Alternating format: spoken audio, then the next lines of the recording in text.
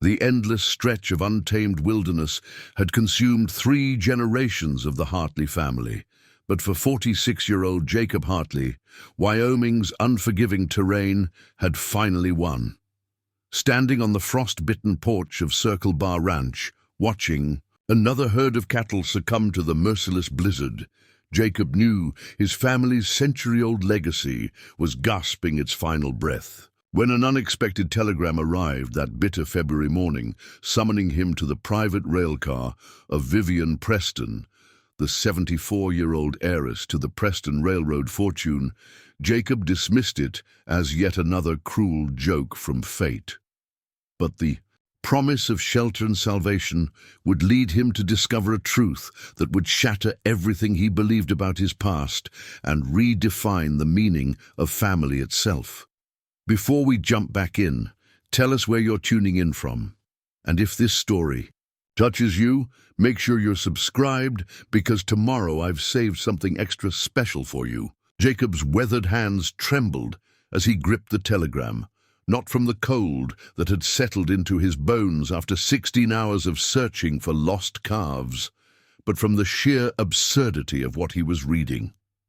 Vivian Preston wanted to meet him, the woman whose grandfather had built the transcontinental railroad that now bisected his failing ranch, the same tracks that occasionally brought trainloads of tourists to gawk at what remained of the Old West, wanted to discuss a matter of mutual benefit at the Silver Creek Junction Depot.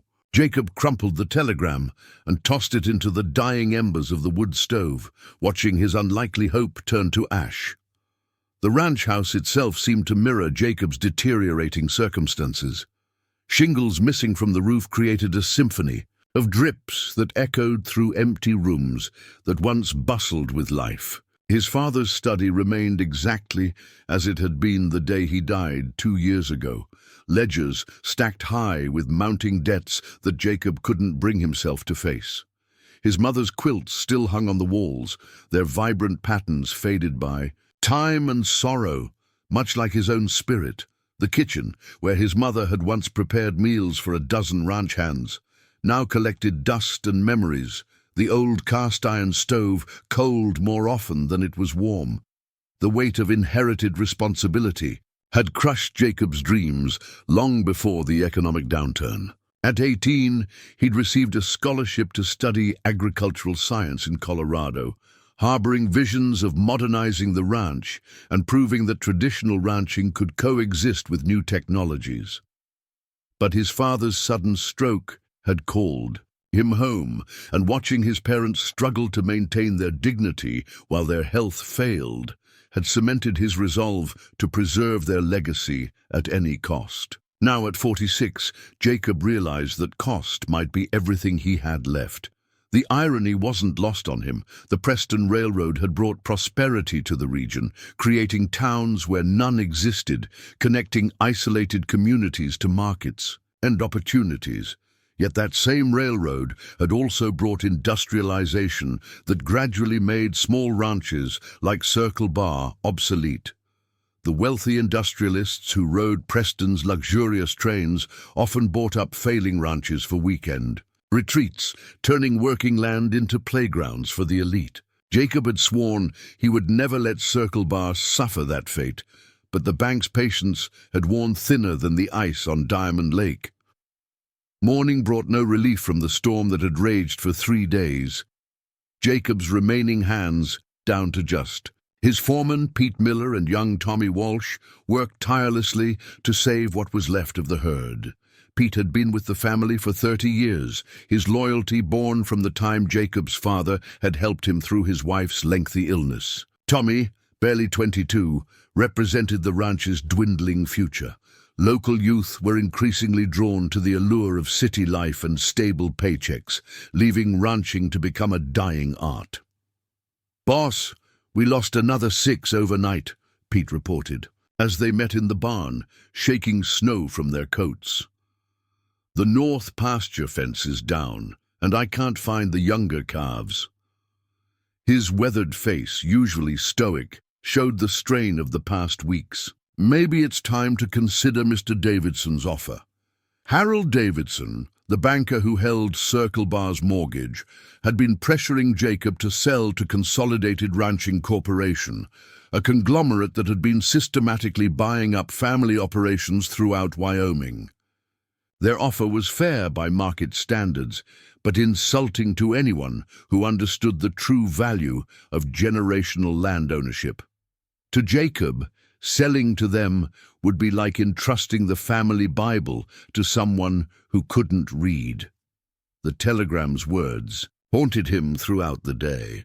Matter of mutual benefit. What could someone like Vivian Preston possibly need from him? The Preston fortune, built by her grandfather Marcus Preston in the railroad boom following the Civil War, was legendary throughout the West. Forbes estimated her wealth exceeded $300 million, though those who knew her claimed she cared little for such figures. She lived modestly compared to other industrialists, known more for her philanthropy and eccentric tendency to travel by private railcar rather than her own private jets like modern tycoons. By evening, desperation had worn down Jacob's pride. He saddled Shadow, his black quarter horse and the only livestock he'd refused to sell during harder times, and rode the 6 miles to Silver Creek Junction. The depot, an architectural marvel when it was built in 1885, still maintained its Victorian charm despite decades of weathering. Red brick walls rose majestically against the twilight sky, and the ornate clock tower chimed 7 times as Jacob approached. The stationmaster, a thin man named Clarence, who'd worked there since Jacob was a child, greeted him with unusual formality. "Mr. Hartley, Mrs. Preston has been expecting you. Her car arrived this afternoon." He gestured toward a siding where a magnificent private railcar sat, its polished mahogany exterior gleaming despite the grey winter light. The Prairie Queen was a masterpiece of craftsmanship from the golden age of rail travel. Brass fixtures caught the light from inside, revealing glimpses of luxury through the tall windows. A uniformed porter opened the carved oak door, bowing slightly as Jacob approached. "Mrs. Preston is in the observation car, sir. May I take your coat?" Inside, the rail car transported Jacob to a different era. Persian rugs covered the floors, original oil paintings adorned the walls, and the warm glow of Tiffany lamps created an atmosphere of refined elegance. The observation car featured panoramic windows and plush seating arranged around a mahogany table set with fine china and silver service. But it was the woman seated by the window who commanded attention. Preparing and narrating this story took us a lot of time, so if you are enjoying it, subscribe to our channel. It means a lot to us. Now back to the story. Vivian Preston defied Jacob's expectations entirely. Even at 74, she possessed the bearing of someone accustomed to commanding respect and attention. Her silver hair was perfectly styled. Her clothes spoke of quality rather than ostentation, and her grey eyes held an intelligence that seemed to evaluate everything at once. She rose gracefully as he entered, extending a hand that bore no jewelry except a simple wedding band, unusual for a woman. Of her means, "Mr. Hartley," she said, her voice carrying the refinement of Boston finishing schools, but with undertones of Kentucky bluegrass. "Thank you for accepting my invitation. Please, sit. I imagine you're wondering why I've summoned you here." She poured tea from a silver service with practiced ease. "I've been watching your situation with considerable interest." Jacob accepted, the delicate cup, feeling clumsy in its presence. "I appreciate your concern, Mrs. Preston, but I'm not sure what business someone of your position could have with someone in mine." "Direct," she observed, a hint of approval in her tone. "I appreciate that quality. What do you know of my family history, Mr. Hartley?" "Your grandfather built the Preston Railroad," Jacob replied carefully. "Connected the territories, made a fortune. Your father expanded east and west. You inherited the empire after his passing." "The sanitized version," she acknowledged with a slight smile. "The truth is far more complex. and some elements have never been made public." She set down her cup. "My grandfather, Marcus Preston, wasn't born wealthy. He started as a surveyor for the Union Pacific, working these very territories. He learned the land, understood it intimately. When others saw obstacles, he saw opportunities." Jacob listened, wondering where this history lesson was leading. "Your ranch sits on what railroad men call the Sweetwater Corridor," Vivian continued. "My grandfather recognized its value immediately. The natural springs, the protected valleys, the access to mountain passes. He offered to buy Circle Bar from your great-grandfather, Ezekiel Hartley." "I know the story," Jacob interrupted. "The Hartleys refused to sell. They'd been on that land since before Wyoming was a territory. What you may not know is what happened after that refusal." Vivian's expression shifted, becoming more intense. "My grandfather didn't simply move on. He diverted water rights, changed routes, made life difficult for anyone who opposed his vision. Ezekiel Hartley fought him at every turn. Two proud men, neither willing to bend." The tea in Jacob's hands had grown cold. "Are you suggesting your family deliberately sabotaged mine? I'm saying the foundation of the Preston Railroad fortune was built partially on the struggles of families like yours. It's a burden I've carried my entire life." She stood and moved to the window. "The railroad brought progress, yes, but at what cost to the human story of the West?" Outside, the snow continued to fall, creating a ghostly curtain between them and the rest of the world. Jacob felt as though he were part of some elaborate theatrical production, the purpose of which remained unclear. "My husband died 3 years ago," Vivian said suddenly, her reflection visible in the glass. "Robert was a good man, understood the weight of inherited responsibility. We had no children, though not for lack of trying. His health was never strong. The Preston name dies with me." "I still don't understand what this has to do with me," Jacob admitted. Vivian turned to face him. "I've spent the past 5 years studying railroad history, trying to understand the true cost of my grandfather's ambition. The Hartley name appears repeatedly in the archives, always fighting the railroad, always holding on to their land, always refusing to compromise their principles." She returned to her seat. "I've come to believe that wrong turns in history need to be corrected when possible. Your ranch is failing because of circumstances partly created by my family's actions. The cycle of debt, the marginalization of small operators, the systemic changes that favored corporate agriculture, all these were set in motion by decisions made generations ago." "Mrs. Preston," Jacob began, but she raised a hand. "I'm proposing something unconventional. Marriage, Mr. Hartley. A marriage of convenience that would transfer the Preston resources to the right purpose, preserving the kind of legacy my grandfather helped destroy." The words hung in the air between them. Jacob stared at her, certain he had misheard. "You're suggesting we marry, you and I?"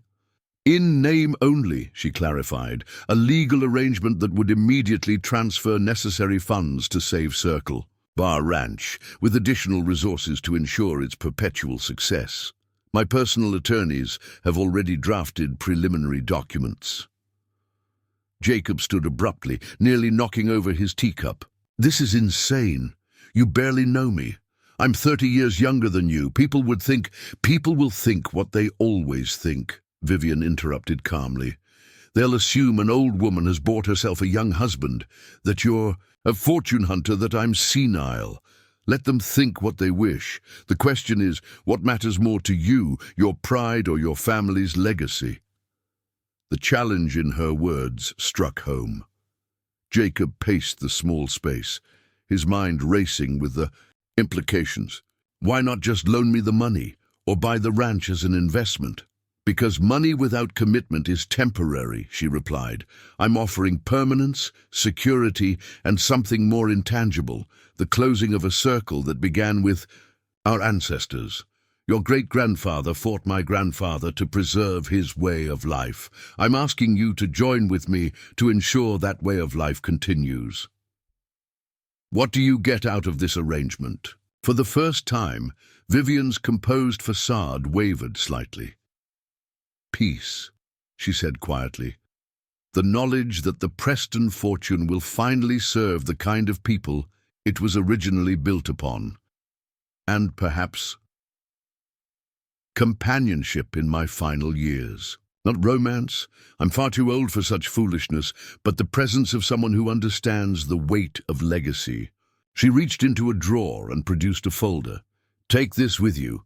It contains the terms of my proposal, financial projections, and a timeline. I'll remain here at Silver Creek Junction for 3 days.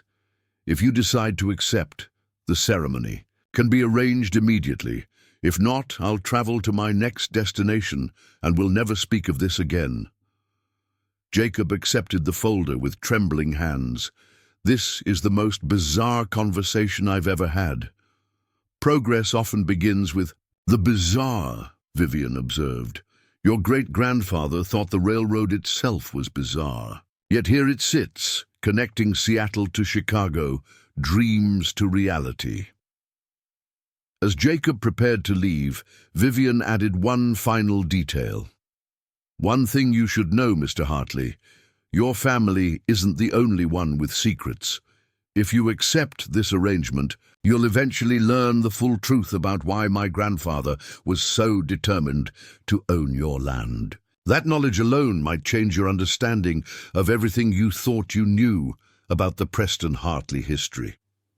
The ride back to Circle Bar Ranch seemed endless. The folder in Jacob's saddlebag felt like it weighed more than the horse itself. Questions swirled through his mind as fiercely as the snow around him. What secrets could possibly change his understanding of the family feud? More importantly, could he sacrifice his independence and pride to save everything his ancestors had built? As the ranch house came into view, dark except for the dim glow of a single lamp in the window, Jacob knew his father would have counseled him to follow his conscience. His mother would have urged him to look beyond pride to the deeper meaning of preservation. But this decision felt too monumental for simple wisdom.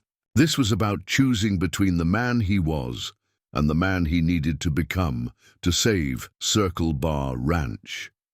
The weight of generations pressed down on him as he unsaddled Shadow and walked toward the house.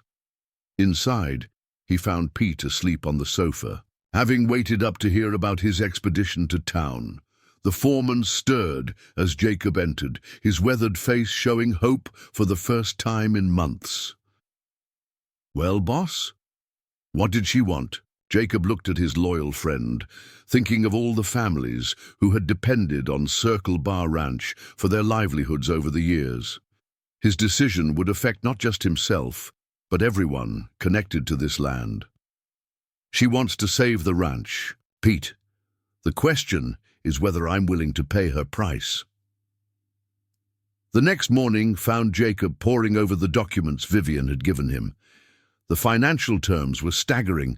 She proposed an immediate transfer of $5 million to clear all debts and establish an operating fund. Additionally, she would create a trust to ensure the ranch's perpetuity with modern equipment, infrastructure improvements, and a guaranteed market for Circle Bar beef through the Preston Business Network.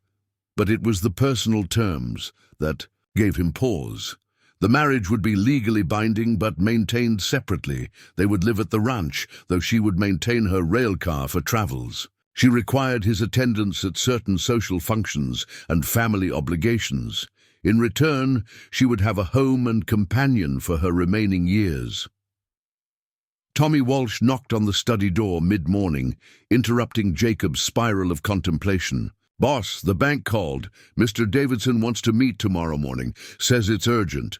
Jacob knew what that meant. The final notice. Sell or face foreclosure. That afternoon, he rode out to his favorite spot on the ranch, Eagles Peak, where the entire Sweetwater Valley spread before him like a living map.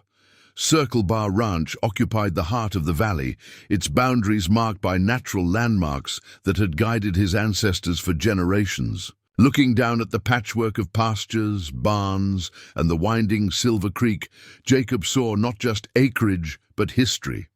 His great-grandfather Ezekiel had chosen this land because it could sustain itself.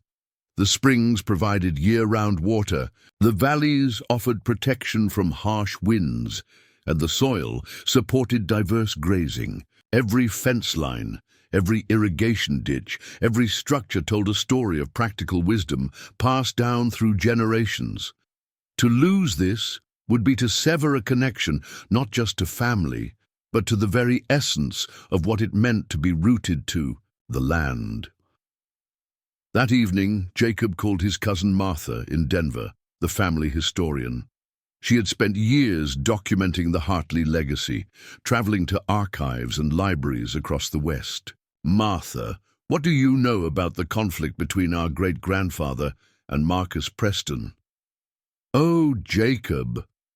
Her voice carried a mix of excitement and caution.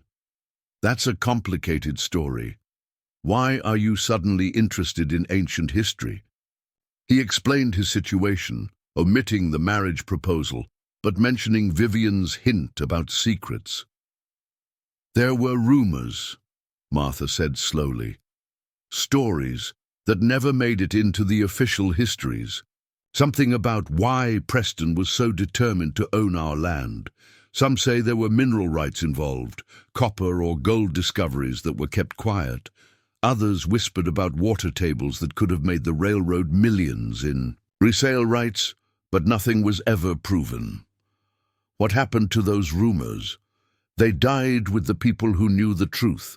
But I did find one interesting note in Ezekiel's personal journals. He wrote about a night meeting with Preston in 1889, shortly before their relationship soured completely. According to Ezekiel, Preston made him an offer that went far beyond money. What kind of offer? The journal entry is cryptic, but it reads, "Marcus promises the truth about Eleanor will remain buried, but only if I surrender the land. Truth is worth more than gold, but at what price to generations unborn?" Who was Eleanor? That's the mystery. No Eleanor appears in any of our family records from that time. It's as if she never existed, or her existence was deliberately erased. Jacob felt a chill that had nothing to do with the Wyoming winter. After thanking Martha, he sat in darkness, wondering what truths Vivian Preston might hold about his family's past. Whatever secrets existed, they had been powerful enough to shape a century of conflict between two families. The morning of the third day arrived grey and bitter. Jacob had neither slept nor eaten properly. His internal debate had reached an agonizing conclusion. Pride was a luxury he could no longer afford. At 8 o'clock he presented himself at the depot, where Clarence informed him that Mrs. Preston was expecting him in her rail car. This time, Vivian was dressed more casually in what appeared to be traveling attire. A trunk stood ready by the door, suggesting she had prepared for either outcome. "You've decided," she stated rather than asked.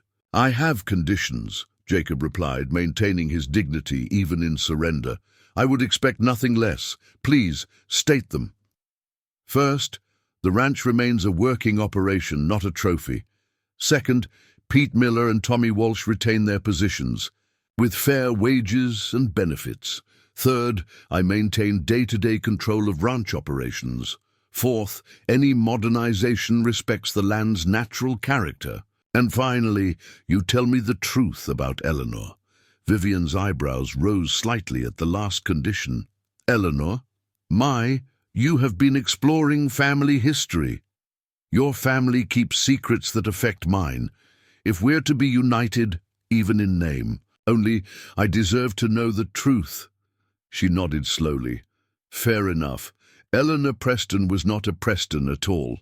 She was Eleanor Hartley, my grandfather's cousin.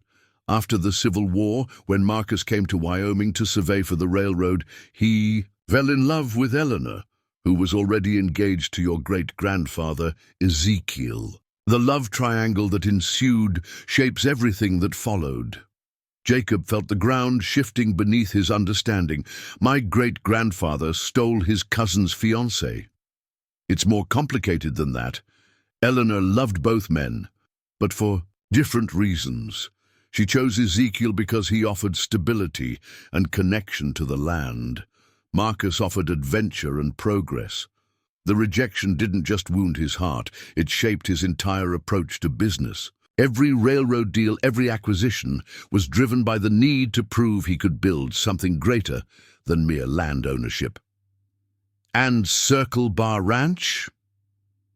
By owning your family's land, he believed he would finally possess what he'd lost when Eleanor chose another. It was never about the ranch. It was about completing a story that began with a broken heart. The weight of this revelation transformed Jacob's understanding of everything. The century-old conflict wasn't about principle or progress. It was about love, loss, and the human need for redemption.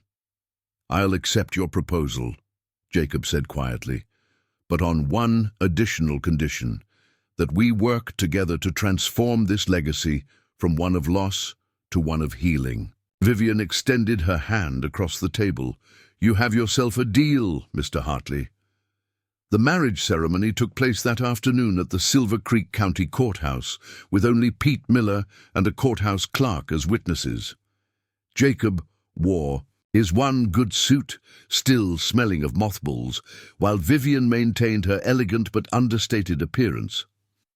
Judge Patricia Morrison, who had known Jacob since he was a child, struggled to maintain her professional composure as she performed. The brief ceremony. "This is certainly the most unusual wedding I've officiated," she whispered to Jacob before beginning. "But if it saves the ranch, then I suppose love takes many forms." If only she knew the full truth, Jacob thought, but simply nodded his agreement. As they signed the marriage certificate, Jacob noticed Vivian's hand trembled slightly, not from age, he suspected, but from the gravity of what they were undertaking. This was more than a business arrangement. It was the intertwining of two family legacies that had been at odds for generations. The ride to Circle Bar Ranch was made in Vivian's private automobile, a Pierce Arrow that had been shipped to Silver, a Creek Junction just for this purpose. The luxury vehicle drew curious stares from the few people braving the winter weather on Main Street. By tomorrow, Jacob knew, the entire county would be buzzing with gossip about the poor rancher who had married the railroad heiress. As they approached the ranch, Jacob saw it through fresh eyes. The peeling paint on the main house, the sagging fence lines, the rusted machinery, all testaments to gradual decline. But he also saw potential, the solid bones of the buildings, the rich soil waiting for spring, the quality livestock that formed the foundation of a herd that could be rebuilt. Vivian remained quiet during the tour, her keen eyes taking in every detail. At Eagle's Peak, where Jacob had struggled with his decision just days before, she insisted they stop. "Your great-grandfather brought Eleanor here to propose," she said, gazing out over the valley. "According to family journals, this is where she chose Ezekiel over Marcus, where one story ended and another began." "How do you know so much about our family history?" "I made it my business to know. Understanding the past was necessary to plan for the future." She turned to him. "I've waited 30 years to find the right moment to correct an old wrong. When I heard about your foreclosure threat, I knew time had provided the opportunity I needed. Why did you wait so long?" "My husband didn't share my vision of redemption. He was content to let old grievances remain buried. Only after his passing did I feel free to pursue this path." As sunset painted the snowy landscape in shades of orange and gold, Jacob realized he was seeing the land as both an end and a beginning. The Hartley legacy wasn't just about preserving what was, but about transforming it into something that could endure new challenges. That evening, as Vivian settled into the guest room that would become her quarters, Jacob convened an impromptu meeting with Pete and Tommy in the kitchen. The old foreman's eyes widened when Jacob explained the marriage and its terms. "Well, I'll be damned," Pete breathed. "You actually pulled it off. Married yourself into the Preston fortune to save the ranch." "It's not that simple," Jacob began. But Pete continued, "Boss, I've known you since you were knee-high to a grasshopper. You've carried this place on your shoulders for 20 years. If marrying that woman is what it takes to keep 3 generations of Hartleys from spinning in their graves, then you did what you had to do." Tommy, wide-eyed at the turn of events, asked, "What happens now?" "Now," Jacob said firmly, "we start rebuilding. Mrs. Preston," he still struggled with thinking of Vivian as his wife, "has outlined a 5-year plan for modernization.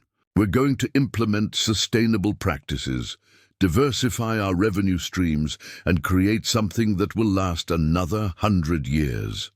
As the 2 workers left, excited about the possibilities ahead, Jacob remained in the kitchen, warming his hands around a cup of coffee. Through the window, he could see Vivian's railcar at the Silver Creek siding, illuminated against the night sky.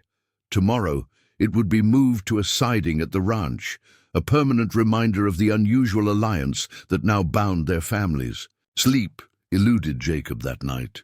He found himself in his father's study, surrounded by the accumulated wisdom and worries of generations. Opening one of the old ledgers, he discovered a pressed flower tucked between pages of financial records, perhaps left there by his grandmother, perhaps by his mother. It reminded him that even practical documents could contain traces of love and hope. A knock on the door interrupted his contemplation. Vivian entered, wrapped in an elegant dressing gown, carrying a leather portfolio. "Forgive the intrusion," she began, "but I thought you might appreciate seeing these tonight." She placed photographs on the desk. "These are from my grandfather's personal collection, images he never shared with anyone." The photographs were a revelation. They showed a younger Marcus Preston surveying the Sweetwater Valley, standing at this very peak where Eleanor had made her fateful choice. In each image, Jacob could see the mixture of ambition and melancholy that would drive Preston to build an empire. "And this," Vivian said, producing one more photograph, "is Eleanor." The woman in the image possessed striking features that spoke of strength and compassion in equal measure. Standing beside Ezekiel Hartley at what was clearly their wedding day, she looked radiant but somehow melancholy, as if understanding the cost of her happiness. "She always wondered what might have been," Vivian explained. "My grandmother knew Eleanor well. They remained friends even after the split. Eleanor spoke often of the burden of choosing between 2 good men, of wondering if there might have been room in her heart for both without destroying everything." The words struck Jacob powerfully. Is that what we're doing? Finding a way to unite what was torn apart? Perhaps, or perhaps we're creating something new entirely. Time will tell. As Vivian departed, leaving him with the photographs and their implications, Jacob began to see their arrangement not as a compromise forced by desperation, but as a healing of old wounds. The Preston-Hartley feud had persisted because neither side could acknowledge the human truths at its core, that love and ambition could coexist, that competing visions might find common ground, that the past need not determine the future. Dawn found Jacob at the kitchen table, making lists and plans. His mind raced with possibilities.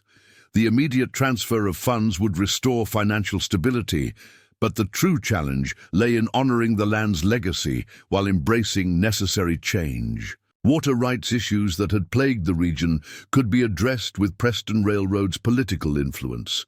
Sustainable ranching practices could be implemented without sacrificing traditional values.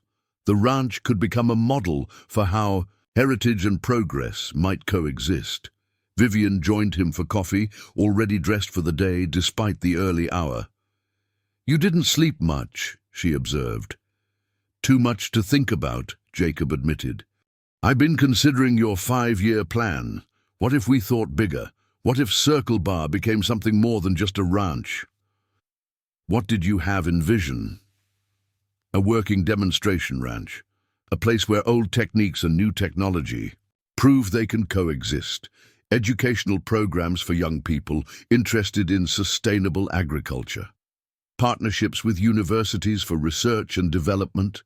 Perhaps even a museum documenting the real history of the West, the conflicts, the compromises, the human stories behind the land. Vivian's smile was genuine and approving. You think like an entrepreneur, Mr. Hartley. I believe this arrangement will benefit both parties more than either initially imagined. The day brought the practicalities of their new reality. The bank meeting was a formality, with Harold Davidson barely concealing his shock as electronic transfers cleared Circle Bar's debts instantly. The look on his face suggested he was calculating how much commission he'd lost on a potential sale to Consolidated Ranching. Throughout the morning, Jacob fielded calls from curious neighbors and business associates. Word of the marriage had spread faster than a prairie fire in August. The reactions varied from barely concealed skepticism to genuine congratulations. Only a few understood the deeper implications of what had transpired. Patricia Morrison, the judge who'd performed the ceremony, stopped by in the afternoon to offer her support privately. People will talk, Jacob. They always do when something challenges their understanding of how the world works. But history will remember actions, not gossip. By evening, the first of Vivian's promised improvements began. A state-of-the-art weather station arrived, along with equipment for soil testing and water management. Tommy Walsh, surprisingly adaptable to change, threw himself into learning the new systems with enthusiasm that reminded Jacob of himself at that age. As days turned into weeks, a routine established itself. Vivid spent mornings in the study, managing her various business interests while staying current with ranch operations. Afternoons often found her exploring the property, asking questions that forced Jacob to reconsider assumptions he'd held for decades. "Why do you treat the south pasture differently from the north?" she asked one day as they rode the property lines. "Soil composition," Jacob explained automatically. "The south pasture has higher alkaline content. My father taught me to rotate, grazing patterns based on—" "Yes, but have you considered the microclimate effects of the pine stand on soil bacteria? Recent university studies suggest that traditional rotation might need adjustment for maximum efficiency." Such conversations challenged Jacob daily. Vivian brought not just money, but also a network of knowledge that expanded his understanding of ranching. Through her connections, experts in sustainable agriculture, water conservation, and livestock, genetics found their way to Circle Bar Ranch. The transformation was visible within the first month. New fencing replaced rotting posts. The barn received structural reinforcements and modern ventilation. An irrigation system that had been makeshift for decades was upgraded to conserve water while improving distribution. Most significantly, the atmosphere of desperation that had hung over the ranch dissipated, replaced by cautious optimism. Pete Miller proved to be the most adaptable of his crew. The old foreman approached modernization with a pragmatist's appreciation for results. "Boss, I don't care if it's newfangled or old as dirt. If it works and doesn't hurt the land, I'm for it." Vivian's presence at the ranch provided an unexpected source of historical insight. She possessed copies of railroad construction logs that detailed geographical features of the Sweetwater Valley, including natural springs and underground water tables that modern surveys had missed. This information proved invaluable for expanding irrigation capabilities. 2 months into their marriage, Vivian invited Jacob to join her for dinner in her rail car, an event she'd arranged with more formality than their usual interactions. "There's something more I need to tell you about your family's past," she began, as the served traditional roast beef. About Eleanor and the choice she made. Jacob listened intently as Vivian revealed a story that had remained hidden for over a century. Eleanor Hartley had been pregnant when she chose Ezekiel over Marcus. The pregnancy had been the result of a brief encounter with Marcus during a time when she and Ezekiel had temporarily parted ways. She had chosen to raise the child as Ezekiel's, a secret that only Marcus knew. That child was your grandfather, Theodore Hartley, Vivian concluded. Biologically, he was a Preston, which means I have Preston blood, Jacob finished, the implications striking him forcefully. No wonder your grandfather wanted this land so desperately. He was trying to reconnect with his son and his descendants. The conflict between our families was never just about business or pride. It was about family, fragmented, misunderstood, but family nonetheless. This revelation reframed everything Jacob thought he knew about the Preston-Hartley dynamic. The legendary feud suddenly seemed like a tragic comedy of errors, generations of family members fighting over land that had always been theirs to share. "Why tell me this now?" Jacob asked. "Because understanding the truth changes everything," Vivian replied. "We're not just healing a business conflict or saving a ranch. We're reuniting a family that should never have been divided." That night, Jacob dreamed of Eleanor Hartley, standing at Eagle's Peak, her heart divided between two men and two visions of the future. In the dream, she looked directly at him with knowing eyes. "The circle must be completed," she said, her voice carried on the Wyoming wind.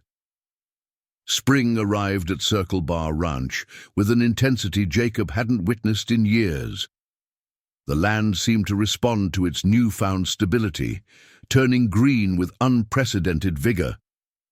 As snow melted from the mountain peaks, revealing valleys that sparkled in the morning light, Jacob felt as though he was seeing Wyoming for the first time. The weight of generational debt had lifted, allowing him to appreciate the intricate beauty of land that ancestors had fought to preserve. The arrival of architectural plans for a new birthing center marked the first major infrastructure improvement. Sarah Chen, a veterinary scientist from Colorado State University, spent 2 weeks at the ranch designing a facility that would revolutionize their calving operations. Vivian had recruited her based on research indicating that Circle Bar's genetic lineage produced particularly robust cattle, heritage breeds that had been diluted in many commercial operations. "Your foundation herd represents genetics that are becoming increasingly rare," Dr. Chen explained during a presentation to the ranch hands. "With proper facilities and selective breeding, Circle Bar could become a genetic reservation for Western ranching heritage." Her eyes lit with scientific passion. "You're not just raising cattle, you're preserving a biological legacy." Tommy Walsh surprised everyone by embracing his role as apprentice to innovation.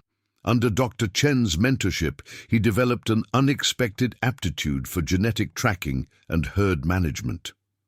The shy young cowboy began confidently discussing chromosomal markers and bloodline optimization, bridging traditional ranch wisdom with cutting-edge science. "Boss, did you know our oldest cow, Bessie, carries genes from the original Hartley stock?" Tommy reported one morning, practically vibrating with excitement. "Dr. Chen says her lineage goes back unbroken to your great-grandfather's founding." We're like genetic archaeologists discovering living history." Pete Miller, initially skeptical of all the book learning, found himself grudgingly impressed. 50 years I've been ranching and I'm still learning. That's what keeps a man young." The transformation manifested in unexpected ways. Word of Circle Bar's modernization attracted attention from agricultural journals and documentarians.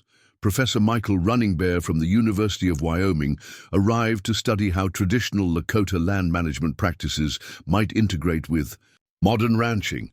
His research revealed that the Sweetwater Valley had been managed by indigenous peoples for thousands of years before European settlement. Your great-grandfather didn't choose this land arbitrarily, Professor Running Bear explained, tracing ancient irrigation channels that paralleled Ezekiel Hartley's later designs. The Shoshone and Arapaho had identified optimal grazing patterns centuries ago. Modern ranchers often rediscover wisdom that was never truly lost. Vivian encouraged these collaborations, understanding that preserving heritage meant acknowledging all who had shaped the land. She established partnerships with tribal colleges, creating internship programs that brought Native American students to Circle Bar, learning modern ranching while sharing traditional ecological knowledge. By summer, Circle Bar's metamorphosis attracted international interest. The prestigious Scottish Agricultural College contacted Vivian about including Circle Bar in their study of sustainable ranching practices worldwide. Professor Fiona McElroy arrived with a team to document how traditional American ranching could evolve while maintaining its essential character.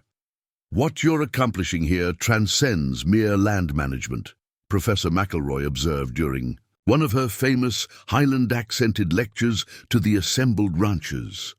You're demonstrating that preservation and progress need not be adversaries. This has implications for rural communities globally. The economic impact rippled through Silver Creek County. Circle Bar's revitalization inspired other struggling ranches to seek innovative solutions.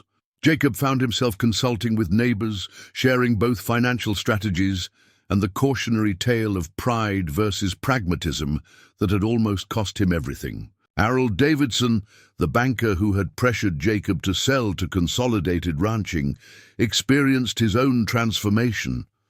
During a community meeting about water rights, he approached Jacob with uncharacteristic humility.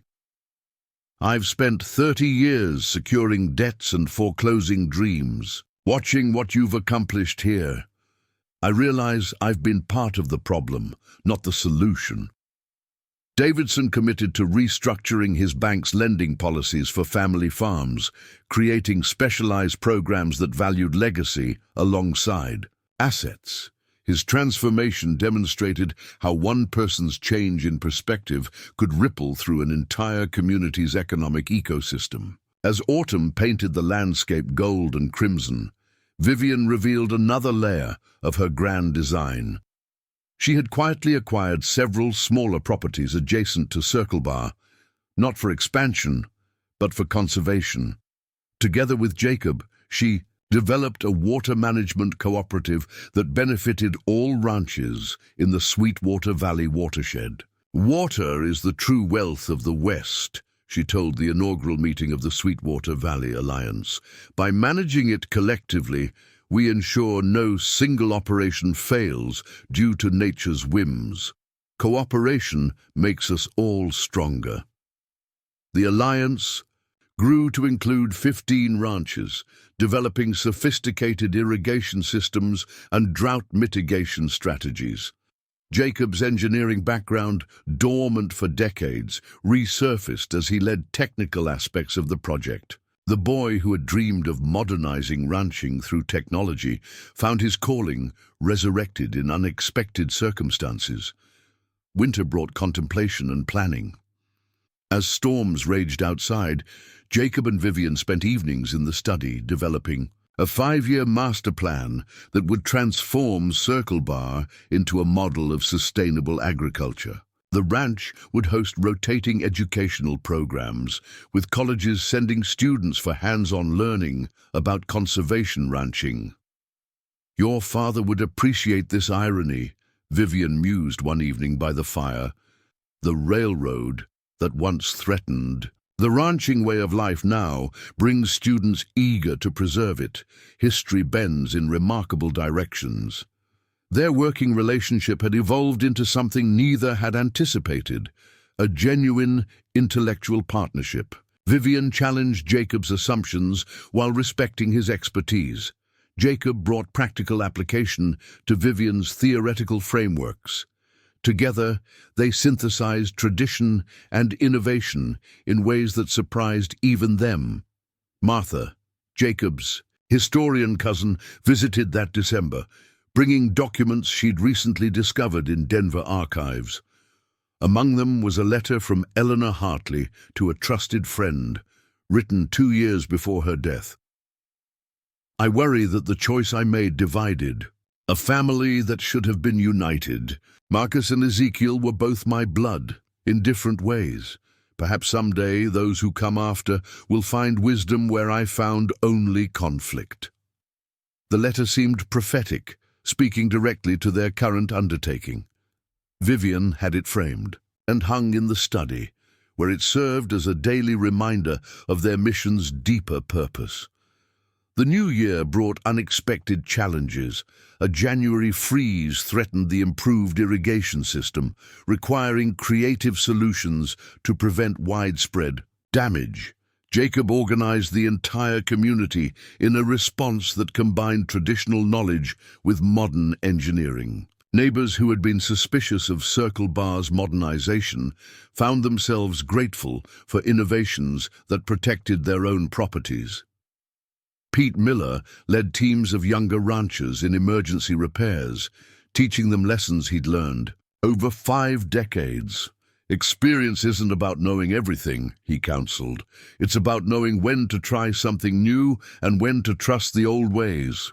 Tommy Walsh proved invaluable, using his newly acquired knowledge of materials science to craft temporary solutions that held until permanent repairs could be made. The crisis revealed how quickly the younger generation had absorbed both traditional skills and modern techniques. Vivian surprised everyone by donning practical clothing and joining the repair crews. At 75, she wasn't physically capable of heavy labor, but her presence motivated others.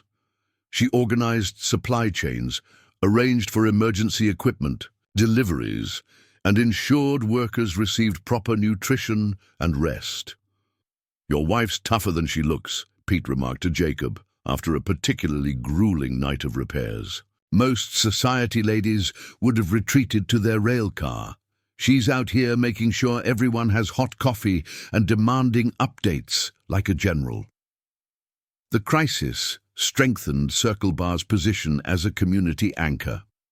When warmer weather returned, neighboring ranchers began seeking advice on their own modernization projects. The model of working collaboration that Vivian had envisioned was materializing organically. Spring brought new life to the valley and to the partnership between Jacob and Vivian. The birthing center opened to impressive results. Calf mortality rates dropped 20% below regional averages. The genetic preservation program yielded its first generation of heritage cattle, commanding premium prices from specialty meat markets that Vivian had cultivated.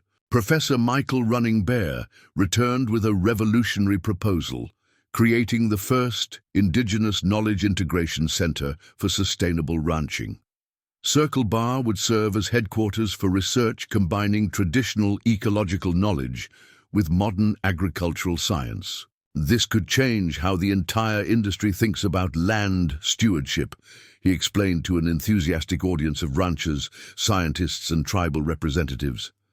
"Knowledge that was nearly lost could inform practices that preserve our land for generations to come."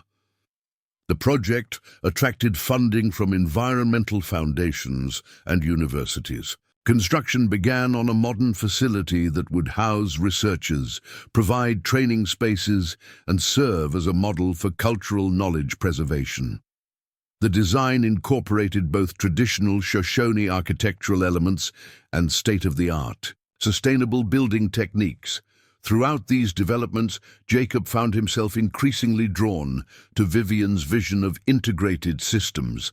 Their evening discussions expanded beyond ranch operations to philosophy, history, and the responsibility of inherited wealth. Vivian shared stories of using Preston Railroad resources for education initiatives, healthcare programs, and now, ecological preservation.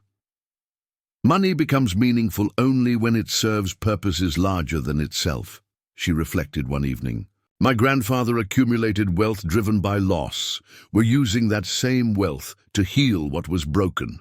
The transformation of Jacob's perspective paralleled the ranch's physical changes. Where he once saw only burdens and limitations, he now recognized opportunities and potential.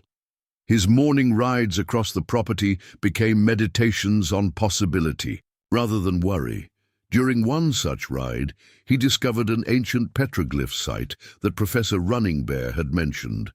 The rock art depicted cattle, horses, and symbols that predated European settlement by centuries. Touching these carved stones, Jacob felt connected to an unbroken chain of humans who had called this valley home. That summer, Circle Bar hosted its first International Sustainable Ranching Symposium. Delegates from Australia, Argentina, Mongolia, and Kenya joined American participants in exploring how heritage ranching could adapt to global challenges. The event put Silver Creek County on the international map for agricultural innovation. Vivian orchestrated the symposium with characteristic precision, but it was Jacob who delivered the keynote address. Speaking to an audience of world-renowned experts, he shared the personal journey from near bankruptcy to becoming a model for sustainable transformation. "Change doesn't require abandoning who we are," he declared, his voice carrying clearly through the modern conference facility built on ranch land. "It means discovering who we've always been and expressing it in ways our ancestors couldn't have imagined. Heritage and innovation are partners in survival." The success of the symposium attracted attention from agricultural technology companies, seeking to partner with Circle Bar as a testing ground for new developments. Jacob carefully evaluated each proposal, accepting only those that aligned with their core values of sustainability and land preservation. By autumn, Circle Bar had become a living laboratory for the future of ranching. Solar panels integrated seamlessly with traditional barn structures. GPS tracking systems coexisted with time-honored animal husbandry techniques.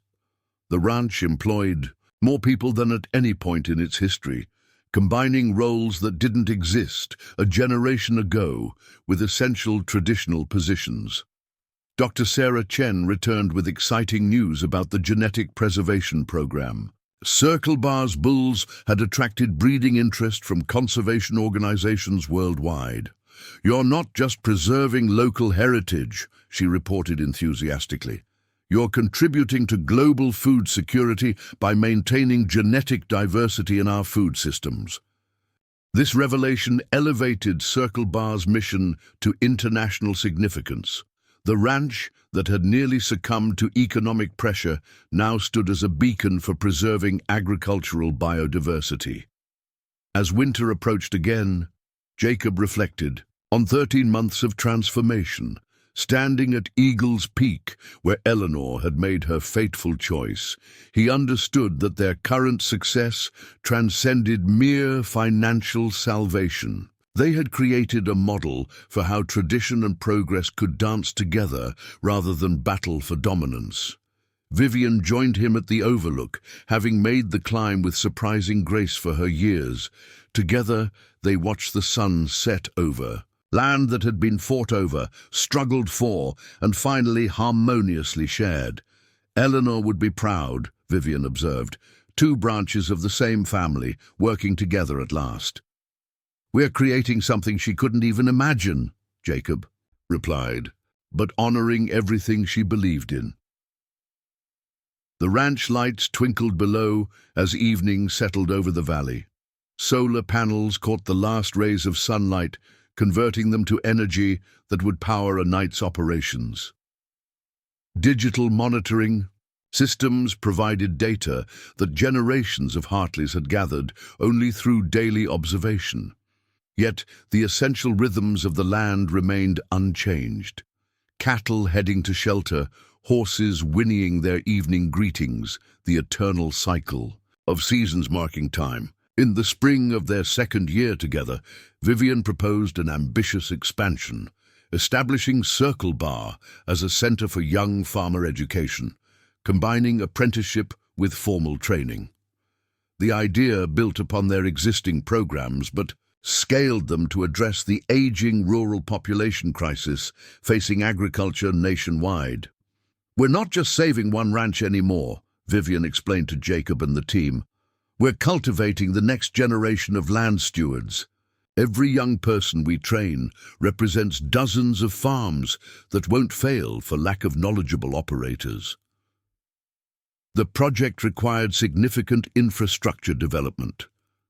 A modern dormitory, teaching facilities, and expanded training areas needed to be built without compromising the ranch's working operations. Jacob applied his long-dormant engineering skills to design solutions that enhanced rather than disrupted traditional functions. Tommy Walsh's evolution continued to astound everyone. Now 24, he had grown from shy ranch hand to confident teacher, instructing newcomers in everything from basic horsemanship to advanced genetics tracking. His journey inspired other young people from the region, proving that agricultural careers could offer both tradition and innovation. "I almost left for Denver 2 years ago," Tommy told a group of visiting high school students. "Thought ranching was dying. Then I learned it wasn't dying, it was being reborn. Now I can't imagine doing anything else." The education initiative attracted partnerships with vocational schools and community colleges throughout Wyoming and neighboring states.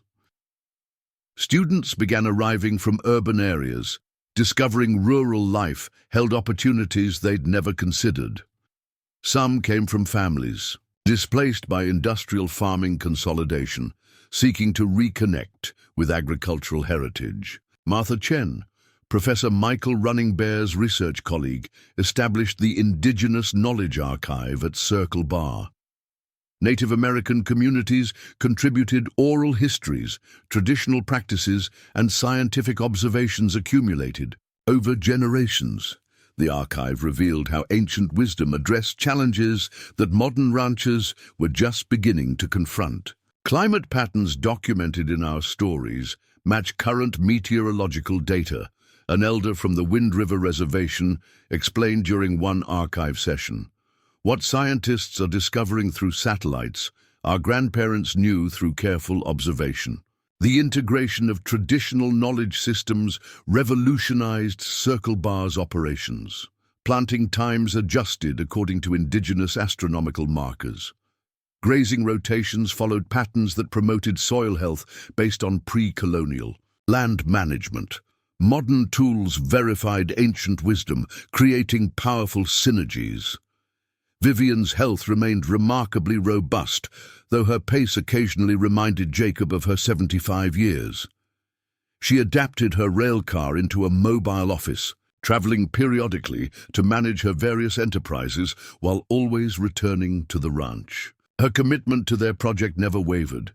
Fueled by a sense of generational purpose, "I spent my first 70 years watching the world change," she reflected one evening.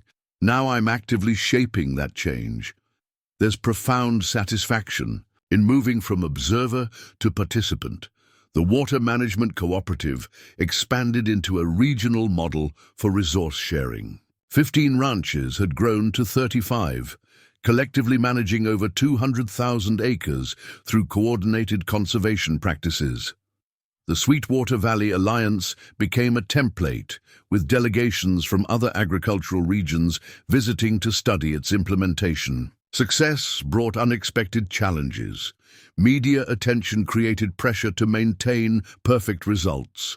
Some visiting dignitaries seemed more interested in photo opportunities than learning operational details. Jacob struggled with balancing publicity that attracted resources against intrusion that disrupted daily work. Pete Miller's practical wisdom proved invaluable in managing these pressures. "People come and go," he counseled. "The land endures. We treat visitors with respect, but never let them forget they're guests, not owners of our mission." During the height of summer, when Circle Bar buzzed with activity from dawn to dusk, Jacob sometimes felt overwhelmed by the scope of their transformation. The quiet ranch of his youth had evolved into something approaching a small campus. Yet, core values remained unchanged, respecting the land, honoring tradition while embracing improvement, maintaining the delicate balance between preservation and progress. A turning point arrived unexpectedly during a violent thunderstorm. Lightning struck the new genetic research building, causing significant damage to both structure and equipment. The setback threatened months of careful work documenting heritage, bloodlines.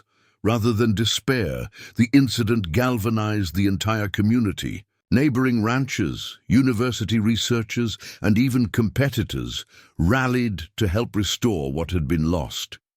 Backup systems preserved crucial genetic data, while donated equipment allowed research to continue without significant interruption. "This is what real wealth looks like," Vivian declared as volunteers worked tirelessly to rebuild. "Not money in accounts, but people committed to shared purpose." The experience reinforced Jacob's understanding that their mission extended beyond Circle Bar's boundaries. They were creating a culture of cooperation that could sustain rural communities through any challenge. The ranch had become more than property, it had become a symbol of possibility. As autumn painted the valley in warm colors for the second time since their marriage, Jacob noticed subtle changes in Vivian's energy level. She maintained her sharp intellect and passionate engagement, but required more rest between activities.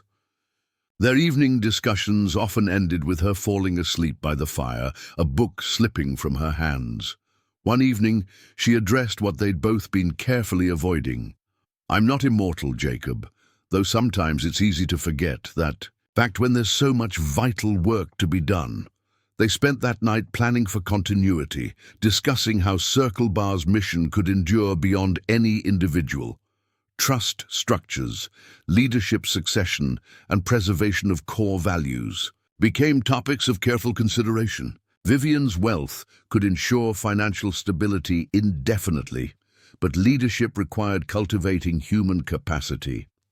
"The greatest legacy isn't buildings or bank accounts," Vivian articulated with characteristic clarity.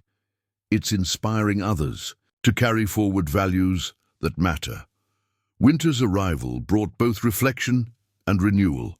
The education program's first graduates prepared to return to their home communities, carrying Circle Bar's integrated approach to sustainable ranching. Their success stories would multiply exponentially as they influenced their own regions. At the annual harvest celebration, now a county-wide tradition, Jacob stood before hundreds of ranchers, students, scientists, and community members. The torch-lit gathering at Eagle's Peak had grown beyond anything he could have imagined when, facing bankruptcy 2 years earlier. "2 years ago, I stood on the brink of losing everything," he began, his voice carrying across the assembly. "Not just land, but legacy. Not just property, but purpose. Today, we celebrate not what was saved, but what was created." The crowd listened intently as he outlined their achievements. Genetic preservation programs expanding beyond Circle Bar, water cooperation models spreading across Wyoming, indigenous knowledge integration changing how the entire industry viewed land stewardship. "But these accomplishments mean nothing without understanding their source," Jacob continued. "Change came when pride gave way to partnership, when desperation transformed into determination, when tradition learned to dance with innovation rather than fight against it." Vivian watched from her place of honor, a slight smile playing across her features. The marriage that began as a calculated arrangement had evolved into something neither had anticipated, a true partnership in purpose that had transformed not just their lives, but an entire community's future. As the celebration concluded, with a brilliant display of fireworks reflecting off the snow-covered peaks, Jacob felt profound gratitude for the unlikely path that had led to this moment. The crisis that had threatened to end the Hartley legacy had instead catalyzed its greatest flowering. Standing beside Vivian as embers drifted on the winter wind, Jacob understood that some of life's most profound gifts arrive wrapped in unexpected packages. The railroad heiress, who had offered salvation through marriage, had delivered something far more valuable: the opportunity to discover that preservation and progress weren't opposing forces, but complementary aspects of the same enduring truth. The Sweetwater Valley had witnessed the healing of an old wound, the joining of divided families, and the creation of a new model for sustainable living. Circle Bar Ranch would endure not as a desperate holding against change, but as a beacon, guiding communities toward harmony between heritage and hope. The third spring since their marriage arrived, with unprecedented transformation. Circle Bar Ranch had evolved beyond recognition, yet retained its fundamental soul. The morning Jacob discovered Vivian in her study, surrounded by legal documents and architectural drawings, marked the beginning of their boldest venture yet, the Preston Hartley Institute for Sustainable Agriculture. "I've been corresponding with several major universities," Vivian explained, gesturing to sketches of a modern research campus. MIT's Agricultural Engineering Department, Stanford's Environmental Systems Program, and closer to home, Colorado State's Ranching Innovation Center. They're all interested in establishing satellite campuses here. The proposal staggered Jacob. A university campus on the ranch. Not replacing the ranch, enhancing it. Imagine 50 master's students and PhD candidates annually, conducting research that benefits not just Circle Bar, but ranching worldwide. Her eyes held the gleam of visionary purpose. "We've proven concepts work. Now we need to scale knowledge transfer exponentially." The project represented a quantum leap in their mission, yet something in Vivian's urgency suggested more than ambition drove this proposal. During their evening planning sessions, Jacob noticed how she sometimes paused mid-sentence, collecting her thoughts more deliberately than in the past. One April night, as spring storms illuminated the sky with spectacular electrical displays, Vivian finally confided what Jacob had suspected. "The doctors in Denver confirmed what I've been reluctant to acknowledge. Early-stage dementia. Likely. Alzheimer's, the projection is 5 to 7 years before significant cognitive decline." The room fell silent except for thunder rolling across the valley. Jacob reached across their planning table, placing his hand over hers. "We'll face this together." "That's precisely why the acceleration matters," she replied, squeezing his hand. "Every innovation we implement now extends far beyond my lifetime. The Institute ensures our work continues, regardless of individual circumstances." Her pragmatism both impressed and saddened Jacob. Over 2 years, he'd come to genuinely admire Vivian's intellect, her strategic thinking, her unwavering commitment to their shared vision. The prospect of watching that formidable mind gradually diminish felt like a personal loss beyond the professional implications. The response from the academic community exceeded even Vivian's ambitious expectations. Within months, Circle Bar hosted representatives from 12 universities worldwide, each proposing unique, collaborative research programs. Dr. Elena Kovac from the University of Belgrade presented a compelling vision for international water management studies, given her experience with drought resilience in Eastern Europe. "Your Sweetwater Valley Alliance provides a scalable model," Dr. Kovac explained during a presentation that left the entire assembly energized. "By documenting success at granular levels, soil composition, precipitation patterns, collective decision-making processes, we create blueprints transferable to regions facing similar challenges globally." The Preston Hartley Institute's preliminary design emerged through intensive collaborative sessions. A state-of-the-art research center would anchor the campus, featuring laboratories for soil science, genetics research, and climate modeling. Living buildings with green roofs and passive heating would demonstrate sustainable construction while providing student housing and faculty offices. Most revolutionary was the living laboratory concept. Students and researchers would participate directly in ranch operations, testing theories through practical application. No longer would agricultural science be confined to controlled environments. Breakthrough discoveries would emerge from muddy boots and calloused hands. Tommy Walsh, now Circle Bar's first-generation manager in training, stood at the forefront of this integration. At 26, he possessed the unique ability to bridge traditional ranching knowledge with scientific methodology. "It's like learning a language," he explained to visiting academics. "Science gives us the vocabulary to express what ranchers have always known through observation." The Institute's funding manifested through diverse channels. Environmental foundations contributed research grants focused on carbon sequestration through regenerative grazing. Technology companies invested in precision agriculture projects. International development organizations supported programs studying food security in water-stressed regions. Vivian orchestrated these partnerships with her characteristic sophistication, ensuring each contribution aligned with Circle Bar's core values. Funding without philosophical alignment creates dependency rather than empowerment, she counseled Jacob.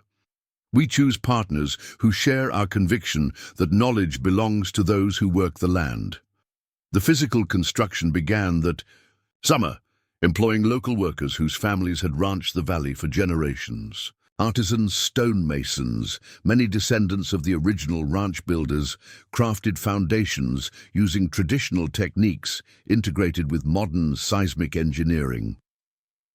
The harmony between old craft and new science symbolized the Institute's philosophy. Pete Miller surprised everyone by enrolling in the Institute's pilot certification program for rangeland management.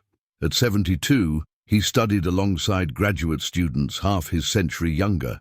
"Learning never gets old," he declared, perched on his office lab stool with textbooks spread across the hay bale desk.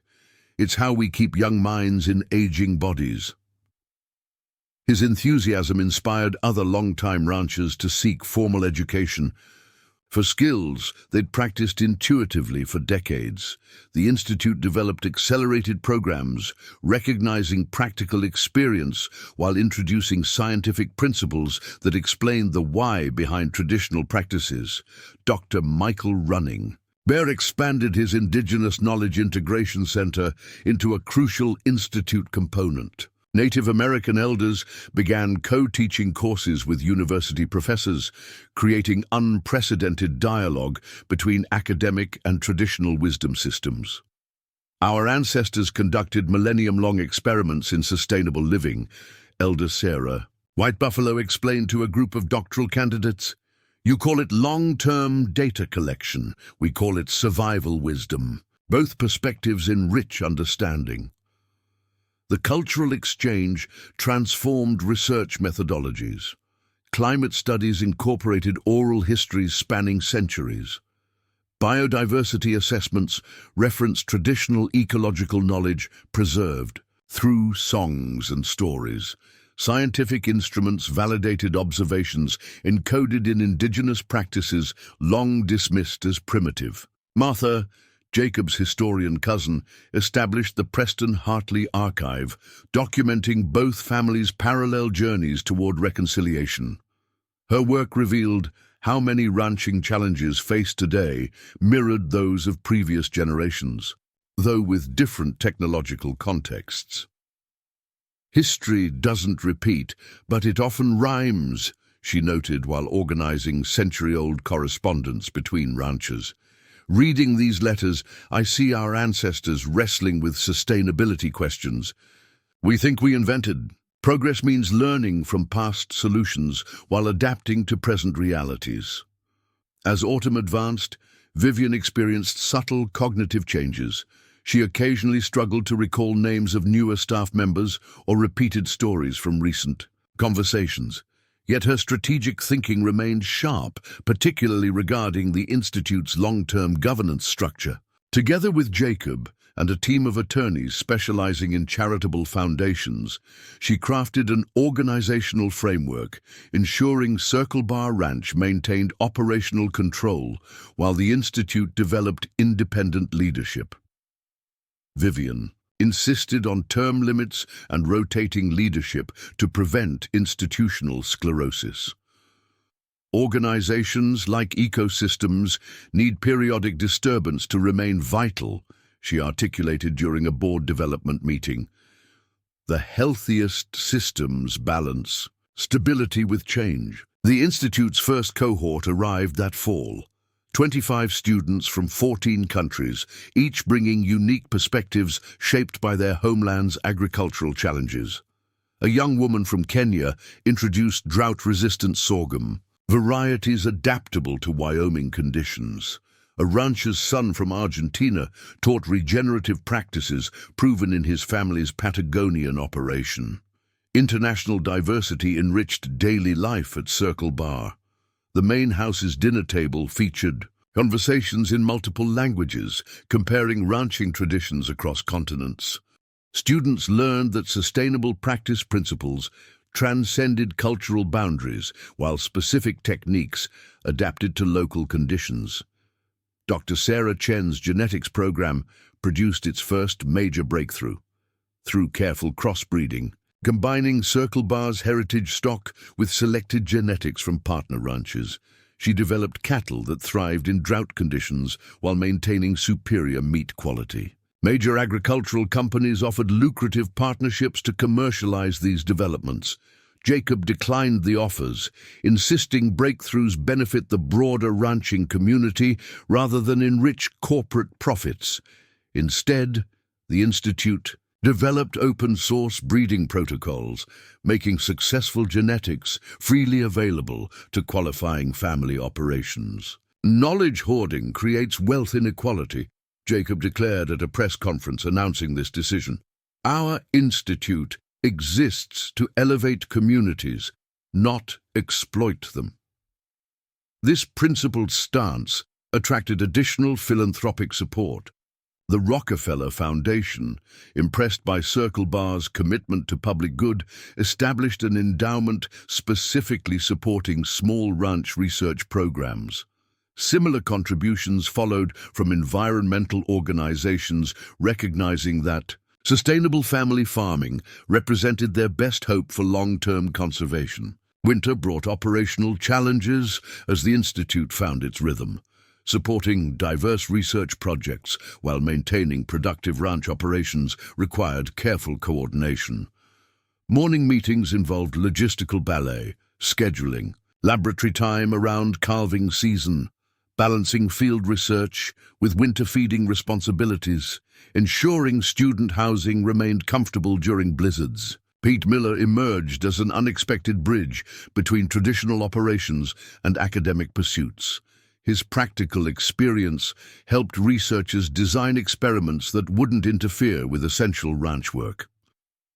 Book smart needs dirt wise to produce wisdom, he'd counsel eager students. Theory without practice is daydreaming. Vivian's condition progressed gradually but visibly. She began using a planner religiously, documenting every decision and meeting. Jacob noticed her sometimes hesitating before responses that once came instantly. Yet she maintained remarkable mental acuity regarding broader strategic vision. During a particularly lucid evening, Vivian shared her ultimate hope. When I can no longer contribute intellectually to our mission, I want to remain here at Circle Bar, witnessing its continued evolution, even if I can't fully comprehend all that unfolds. Of course, Jacob assured her, this is your home now, in every meaningful sense. The promise deepened their bond beyond legal marriage or business partnership.